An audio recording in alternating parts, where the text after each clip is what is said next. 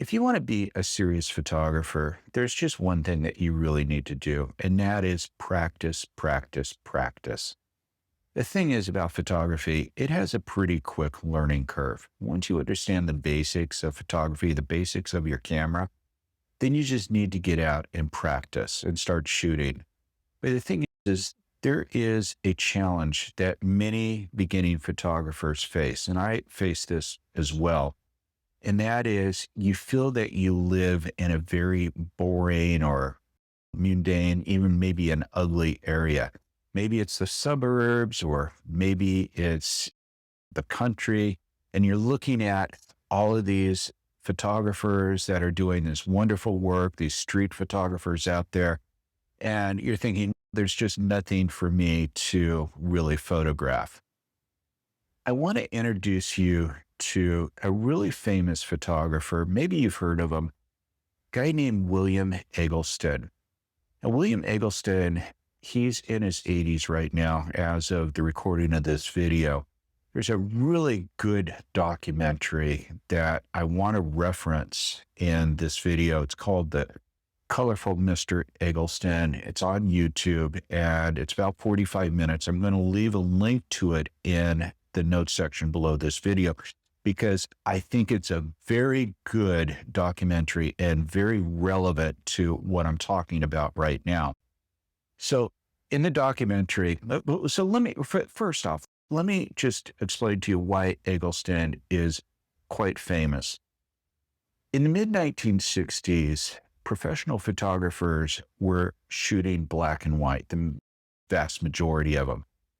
Eggleston really turned the corner with photography, and he was the first one that really started being known for color photography. He switched over from black and white. He started shooting color photography. And the other thing that he was known for was a couple of little, I would say almost nuances that he did. One is he considered that there was a democratic approach to photography. Nothing was more important than something else. So, in other words, a mailbox standing on a street corner, no more important than taking a photo of a gas station or a supermarket.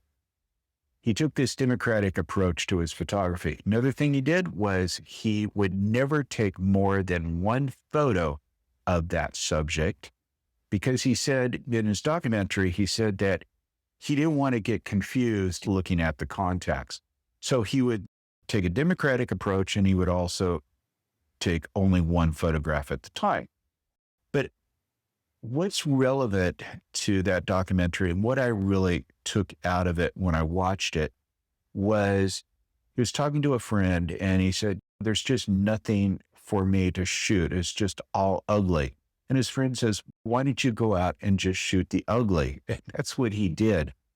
And he produced some really incredible photographs of just what you would say mundane stuff in the Memphis neighborhood that he was growing up in.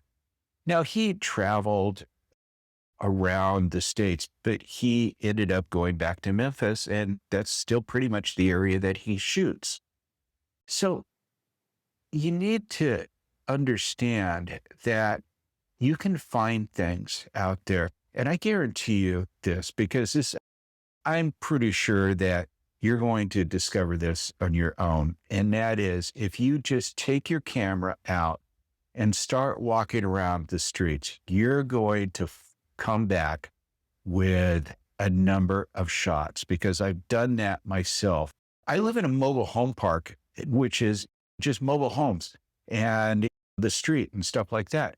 And I will go out and I will walk around the entire park and I will always find something to shoot. But more than that, and you know that I'm really into creative photography too. And I talk about multiple exposures and I talk about intentional camera movement, but also just taking something that you wouldn't think about and having a little bit of fun with it. So let me give you an example. It's just a cracked egg on a countertop, not something most people would stop and photograph. But if you look closer, there's texture, there's color, there's shape, there's even a little bit of tension, like something just happened. And that's the moment creativity steps in. I want you to understand something. You don't need to travel the world to take meaningful photos. You don't need perfect subjects. You can just walk into your kitchen, take some eggs out of the refrigerator, and drop one just like I did. So your challenge is to go outside. I don't care where you live, but just take some time, slow down, and look at those ordinary objects. Pay attention to the light and shadows. Now, you don't need to be like William Eggleston, where you're only taking one photo.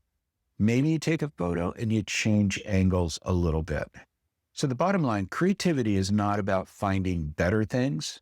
It's about seeing things better.